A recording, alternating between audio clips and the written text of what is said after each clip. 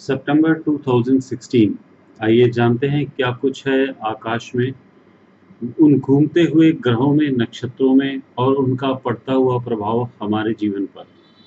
इससे पहले कि हम सितंबर की बात प्रारंभ करें, मैं बात छेड़ना चाहता हूँ अगस्त के अंदर हुई दो प्रमुख घटनाओं की।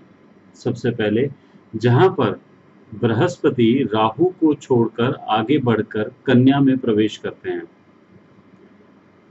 राहु को छोड़ना और कन्या में प्रवेश करना बृहस्पति का, ये एक प्रकार से व्यापार के लिए, विश्व में छाई मंदी के लिए, भारतवर्ष में छाई मंदी के लिए उसके दूर होने का योग है।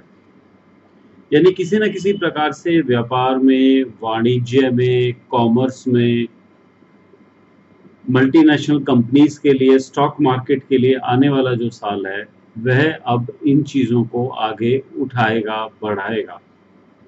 सम न्यू लोन्स स्कीम्स भी इंट्रोड्यूस गवर्नमेंट कर सकती है। दूसरी पोजीशन जुलाई अगस्त के अंदर जो मेजर बनी थी वो थी रेट्रोगेट सैटर्न का डायरेक्ट होना और पीछे से मार्स का आकर उसको हिट करना। इसने बहुत महत्वपूर्ण घटनाओं को हमारे जीवन में अंजाम दिया। जगह जगह agitations, masses, border disputes, flood conditions, public agitations, और अब कुछ मात्रा में सैटर्न के अंदर मार्स की एनर्जी भी रहेगी। यानी सैटर्न जो अपने आप में धीरे चलने वाला ग्रह है, स्लो प्लैनेट है, वह फास्ट एक्शन की एनर्जी भी अपने आप में समेटे हुए होगा। यह योग भी मंगल को शनि से आगे ले जाएगा। यानी कि वह सभी चीजें एग्रेशंस की एक नई सीमा पर, एक नए आयाम पर पहुंचेंगी। इन दोनों चीजों को ध्यान में रखते हुए जैसे ही सितंबर की हम शुरुआत की बात करते हैं, सितंबर में सबसे पहले 1 सितंबर 2016 को कण सूर्य ग्रहण लगता है। ये ग्रह भारत में तो दृश्य नहीं है, लेकिन फिर भी इस ग्रह की डिग्री का एक बहुत बड़ा इंपॉर्टेंट न केवल भारत के लिए बल्कि विश्व के लिए बनेगा।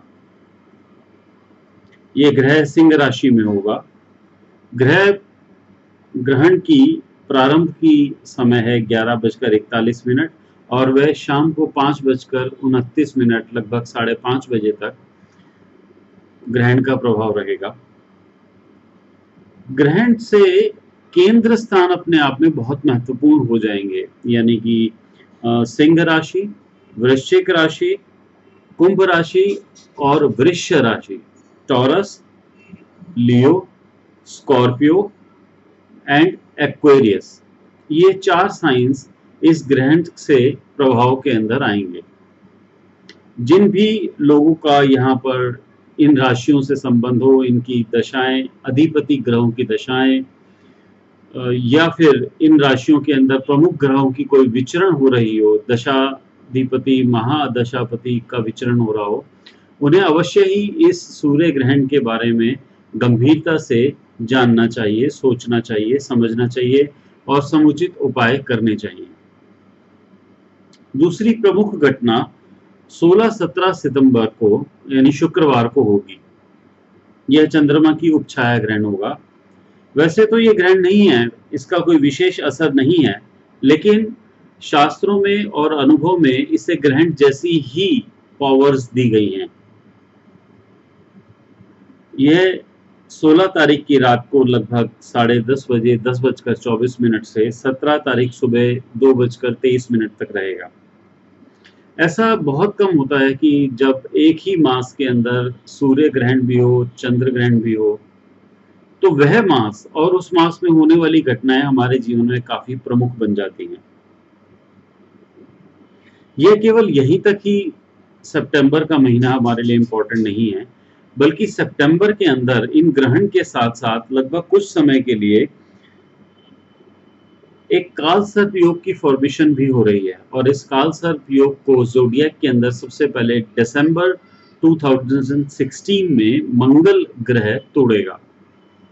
यानी कि वह सभी संबंध जिनका वह हमारे पार्टनर्स के साथ, भाई बंधों के साथ, जमीन जायदाद के साथ, मशीनरीज के साथ, पब्लिक के साथ, बॉर्डर डिस्प्यूट्स के साथ, बॉडी इंजरीज या ऑपरेशंस के साथ जिन भी चीजों का संबंध है वह हमारे लिए काफी महत्वपूर्ण हो जाएंगी।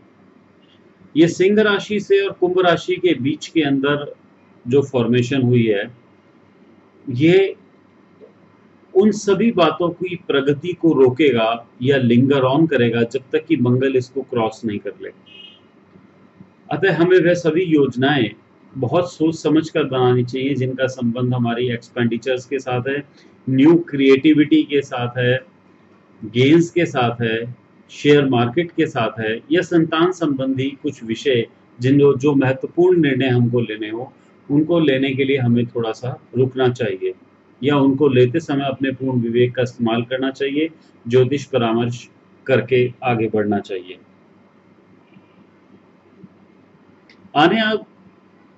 आने वाले समय में आगे शनि भी राहु को दृष्ट करने से हट जाएगा, राहु आगे बढ़ जाएगा और शनि की दृष्टि जो उसके ऊपर पड़ रही है वह भी समाप्त होगी।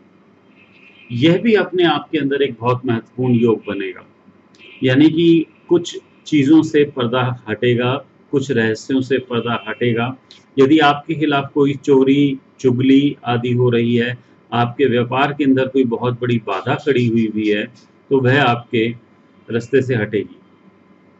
अतः वह सभी जातक जिनका संबंध काल सर्प योग के साथ हो या कंटक शनि के साथ हो, शनि या राहु की उनकी दशा या महादशा चल रही हो, या उनके अपने शरीर में भी किसी प्रकार से राहु और शनि से संबंधित वात आदि के रोग हों, उन्हें इस पीरियड को बहुत ध्यान से देखना चाहिए और अपने समुचित उपाय करके अपने जानकारी के साथ ही जीवन में आगे बढ़ना चाहिए। सितंबर मास की ये विशेषता हमें बहुत लंबे समय तक याद रहेगी और हम आने वाले लगभग 4 महीने से 6 महीने तक इस प्रभाव को देखेंगे। मैं आपको सभी को बहुत शुभकामनाएं देता हूं। ज्योतिष परामर्श के लिए आपका स्वागत है। प्रभु आप पे कृपा करें, आपके दिन शुभ हो। थैंक यू, धन्यवाद।